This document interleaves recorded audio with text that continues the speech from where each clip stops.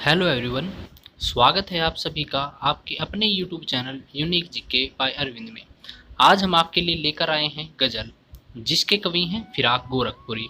अगर आपने इस चैनल को अभी तक लाइक शेयर और सब्सक्राइब नहीं किया तो प्लीज़ इस चैनल को लाइक शेयर और सब्सक्राइब जरूर करें, क्योंकि हिंदी से संबंधित सभी चीज़ें आपको इसी चैनल पर मिलने वाली है। आइए शुरू करते हैं आगे गज़ल। हमने इससे पहली वीडियो में 4 गज़ल की थी। आज हम इस वीडियो में सारी गज़ल पूरी करेंगे। तो आइए शुरू करते हैं। ये कीमत भी अदा करे हैं हम बददुरुस्ती ए होशो हवास। देखिए, कीमत का अर्थ होता है मूल्य और अदा का मतलब चुकाना। कीमत का मतलब मूल्य, अदा का मतलब चुकाना। बदरुश्ती ए होशो हवास, इसका मतलब होता है पूरे होशो हवास में। ठीक है। अब कवि देखो, कवि इन पंक्तियों में अपनी प्रिया को संबोधित करते हुए कहता है कि हम पूरे विवेक के साथ अर्थात पूरे होशो हवास में, ठीक है, हम पूरे विवेक के साथ पूरे होशो हवास में प्रेम की कीमत चुकाना चाहते हैं। ठीक है, या चुका देते हैं। तेरा सौदा करने वाले दीवाने भी होले हैं। कवि अब कहता है कि हम तेरा सौदा करने वाले अर्थात तेरे प्रेम की कीमत चुकाने वाले भी तुझे खरीद कर आपका ही दीवाना हो जाता है। अर्थात इन पंक्तियों में कवि अपनी प्रिया की या जो उसकी प्रेमिका है उसकी सुंदरता का वर्णन कर रहा है। आगे देखिए, तेरे गम का पासे अदब है, तेरे गम का पासे अदब है, कुछ दुनिया का ख्याल भी है। देखिए, इन पंक्तियों में कवि कहना क्या चाहता है। सबसे पहले तो अर्थ देखिए, गम का मतलब क्या होता है सभी को पता है, दुख पीड़ा। पासे अदब, पासे अदब का मतलब है सम्मान करना, यानी कि मैं सम्मान करता हूँ ऐसे। ठीक है, कुछ दुनिया का ख्याल भी है। देखिए इस पंक्ति में क्या कहता है कवि, कहता है अपनी प्रिया को संबोधित करते हुए कहता है कि मैं जो तेरे अंदर जो छिपी हुई पीड़ा है अर्थात जो तेरा गम है उसका भी सम्मान करता हूँ, उसका भी सम्मान करता हूँ। कहता है कि मैं जानता हूँ तुम्हारे दिल में, तुम्हारे हृदय में दुखों का सागर उमड़ रहा है, परंतु मैं पूर्णतः पूरी तरह से तुम्हारी ओर समर्पित नहीं हो सकता, अर्थात मैं तुम्हारा नहीं हो सकता, मुझे कुछ दुनिया का भी ख्याल है। कवि कहता है, हे प्रियतमा, मुझे इस दुनिया का पूरी तरह से ध्यान है। मैं जानता हूँ जैसा मेरा हाल है वैसा ही तुम्हारा भी है। सबसे छिपा के दर्द के मारे चुपके चुपके रो ले हैं।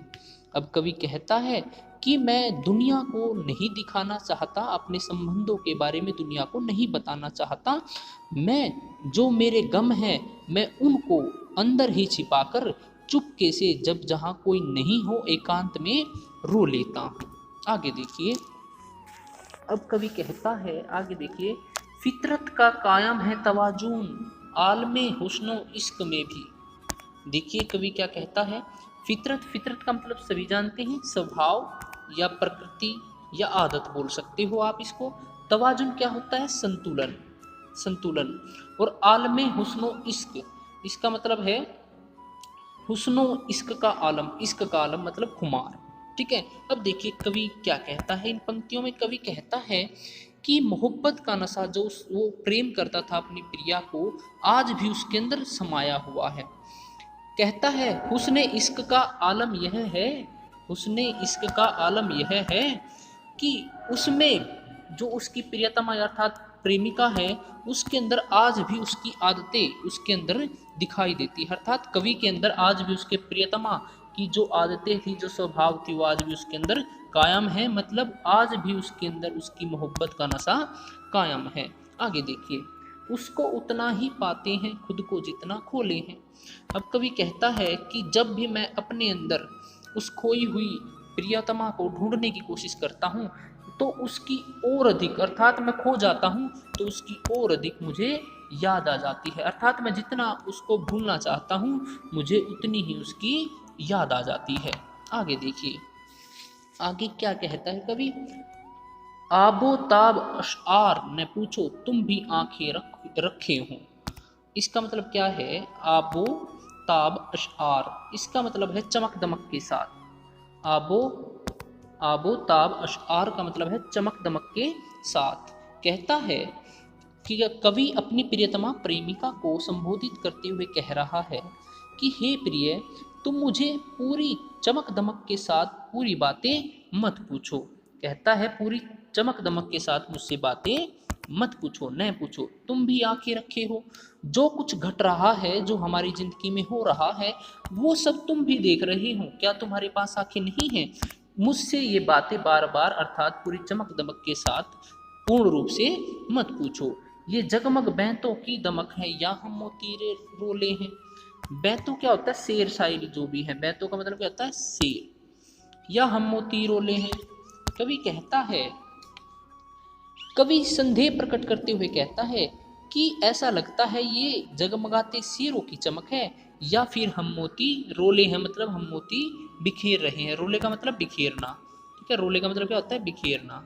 आगे देखिए, ऐसे में तू याद आए हैं अंजुमने मैं रिंदे को, ऐसे में तू याद आए हैं। देखिए कवि बड़ी, अब जो अपनी प्रेमिका है उसके बारे में बात कर रहा है, उससे जुदा होकर कहता है अब तू ऐसे समय में याद आ रही है। अंजुमने मैं रिंदे को। अंजुमने मैं क्या होता है? अंजुमने मैं का मतलब है शराब खाना। क्या होता है? शराब खाना, मैं खाना जहाँ पर शराब मिलती है या पी जाती है। और रिंदे क्या है? शराबी, ठीक है। अब कवि कहता है कि मुझे तुम ऐसे याद आ रही हो जैसे शराबी को शराब आती है। क्या कहता है कवि? जैसे शराबी को शराब याद आती है, ऐसे तुम मुझे याद आ रही हो। रात गए गर्दू पे फरिश्ते, रात गए मतलब अर्धरात्रि, मतलब रात बीत चुकी है, रात हो चुकी है। रात गए गर्दू पे फरिश्ते। गर्दू क्या होता है? गर्दू मतलब आकाश। आकाश फरिश्ते, फरिश्ते क्या होता है? देवदूत, अर्थात देव के जो दूत होते हैं उनको फरिश्ते बोल देते हैं। बाबे गुनह जग खोलते हैं। बाबे गुनह मतलब, बाबे गुनह का मतलब होता है पाप का अध्याय, पाप की पोटली जो है। और जग आपको पता है संसार। कहता है कि ऐसे जैसे रात को, अर्धरात्रि को आकाश में देवदूत दुनिया के गुनाह का पाठ खोलते हैं या किताब खोलते हैं, ऐसे तुम मुझे याद आ रहे हो। आगे देखिए, सदके फिराक एजाजे सुकुन के, कैसे उड़ा ली ये आवाज़। सदके फिराक, सदके फिराक, फिराक कौन है? फिराक गोरखपुरी कवि की बात कर रहे हैं। कवि कह रहे हैं सदके मतलब उस पे सदके जाऊं, उस पर कुर्बान हो जाऊं। कवि कहते हैं एजाजे सुकून, एजाजे सुखन, बेहतरीन शायरी। कवि कहते हैं कि ये प्रतिष्ठित शायरी की आवाज़ कैसे चुरा ली, इस पर फिराक सदके जाता है, अर्थात उस पर अपने आप को कुर्बान कर देता है। कवि अपने गजलों को महान शायर मीर के प्रति समर्पित करते हुए कहता है, वो उनका बहुत, अर्थात वो उनके जो मीर बहुत बड़े शायर रहे हैं, उनका नाम मीर है, वो अपनी जो शायरी है फिराक, जो अपनी शायरी है वो उनके प्रति समर्पित कर देते हैं, मीर के प्रति। कहते हैं कि मेरे इन गज़लों के पर्दे में तो मीर की गज़लें बोले हैं। कहता है कि जो मेरी शायरी हैं या मेरी गज़लें हैं वो तो मीर से ही प्रभावित हैं, और मैंने शायर मीर से ही प्रभावित होकर मैंने ये गज़लें लिखी हैं।